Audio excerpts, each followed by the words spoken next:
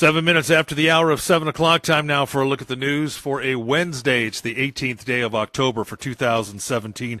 As you heard during the intro, the Calaveras Unified Educators Association announced last night that they will be going on strike tomorrow.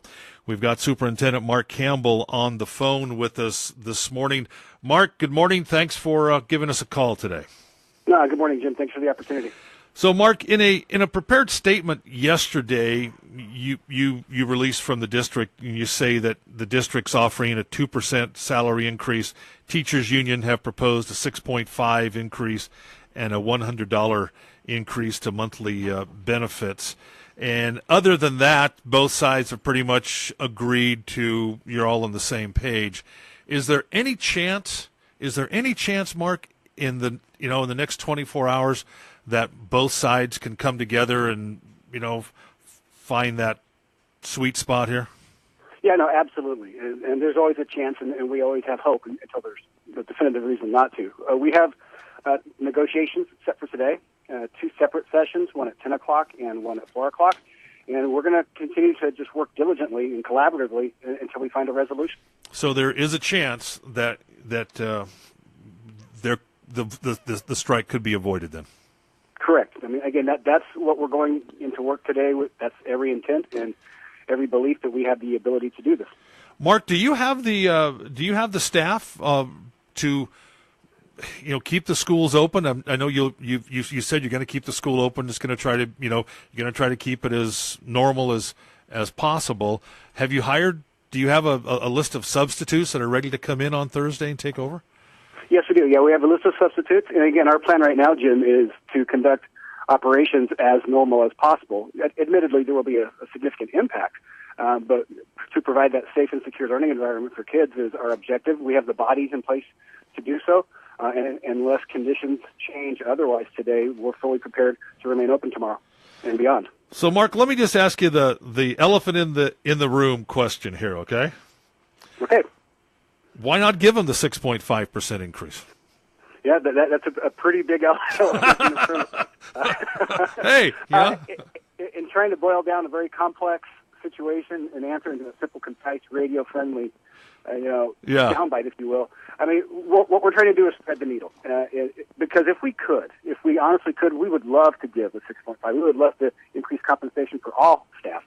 But as we're facing declining enrollment and we're facing deficit spending, we're trying to thread that needle between how much compensation can we give without plunging the district into this fiscal abyss that we can't pull out of. And so we're really trying to find that balance, because no matter how much we give, even a 2% that is on the table, that's going to require us to make about $800,000 in cuts still. So it's a give and take situation where how much can we fairly compensate, and fairly is a subjective term, but increase compensation to staff without sacrificing people and programs in the district. And we're trying to find that balance. And anything above and beyond a 2% at this current point with current conditions puts us in a position of making cuts to programs, which we're just not able to. We're not willing to do. Mark, are you still required to turn your budget into the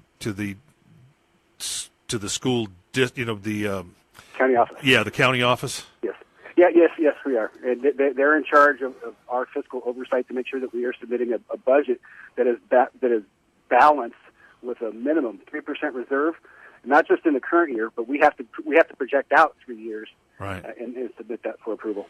What do they say? Do they say give them the raise, don't give them the raise, or they just don't get involved in it?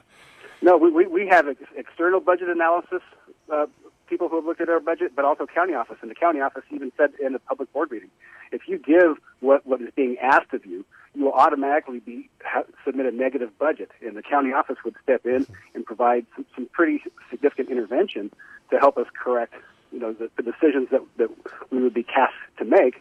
A 6.5% increase has us projecting a $6 million deficit in 2019-2020. And that's just fiscally irresponsible to put the district in that position. Mm-hmm. So on a side note, Mark, going into the meeting last night, you had said that all extracurricular activities, sports, field trips, so forth, would be canceled.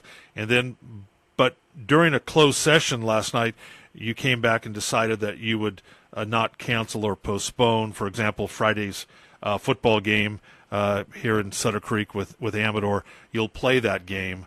What was the deciding factor in that? Obviously, a lot of emotion last night from students and from staff and from parents, and rightfully so. Advocating to not take away opportunities for kids. Our whole intent with that, and it's standard protocol for districts that are facing a strike situation, is if you can't guarantee that you can provide the staff necessary to ensure a safe, in healthy environment to conduct activities and all that entails, then you should shut it down. We couldn't guarantee that we would be able to provide transportation. We couldn't guarantee we'd be able to provide supervision, and also any coaches who are teachers would not be able to coach. And so there's a lot of uncertainty in a very short window of time. Decision made to cancel.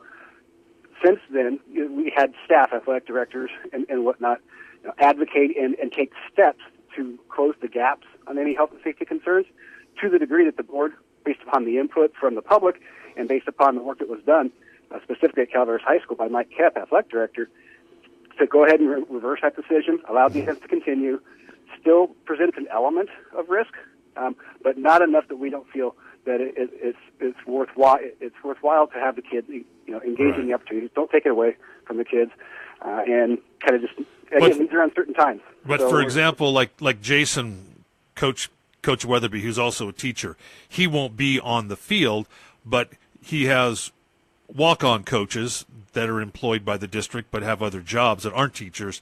They can be there because a teacher can't decide to be on strike or not on strike. You're either on strike or not, correct? No, actually, Jim, teachers could choose to cross the picket line, so to speak, and report to their jobs. That's not often the case, and I don't anticipate that would be the case this time. But they can make that choice. They do have the ability to make that choice. However, if they choose to strike, then they lose the right to serve any function within the district, such as coaching. Sure. So let's go one step further. Rumor is that not the teachers, but the what do you call them? The classified. Yeah, classified employees are going to vote to strike today and follow the teachers. If they strike, what will happen to the district at that point? Because you're talking all the secretaries, the bus drivers, the janitors, the food people. What happens then? Right. Yeah, obviously that would be a very crippling decision for the district. I mean, we're in a position, and we have heard this, and it was advocated or articulated last night at the board meeting by their labor rep. That they feel powerless to stop it if, in fact, their members wish to do so. I would say, one, that if they do choose to strike, it would be called a sympathy strike. It would be illegal, as they've not gone through the proper process, going through impasse and mediation and fact-finding to get them to the place where they could legally strike. So that it would be an illegal activity that carries a certain set of ramifications. For us, though, in the here and now, if they choose, classified chooses to walk off the job illegally, then we're in a position where we really have to look at closing schools. I don't foresee a way for us to keep schools open if we lose certificated and classified staff. And we're not going to put kids at risk. We're not going to jeopardize their health and safety.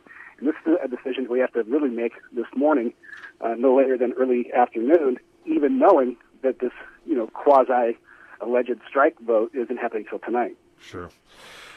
Superintendent Campbell, you have a session at 10, a session at 4. Let's hope there can be some agreement and we can avoid this strike on Thursday. I share the very same thoughts. Thank you, Jim. Mark, keep us up to date on what's going on, all right? Will do, sir. Thank you. Thank you. Calaveras Unified School District Superintendent Mark Campbell this morning. We will be back and check in with the latest on the local news right after this. And KVGC News Time is now 17 after the hour. I want to thank Superintendent Campbell for talking with us today. Elsewhere in the news this morning, City of Ione moving forward with a new restrictive ordinance governing marijuana following a special meeting last week where the council took over 2.5 hours of testimony on the subject. Last night, the Ione City Council instructed city staff to prepare what is essentially the maximum level allowed under the state's new legislation law, Proposition 64. The council directed that the city ordinance ban all commercial uses of the drug, including growing, sales, and deliveries. While Prop 64 does allow adults to grow up to 6 cannabis plants for personal use, ION will regulate that activity as well, requiring a special city permit, building inspection, and not allowing it at houses with minors present.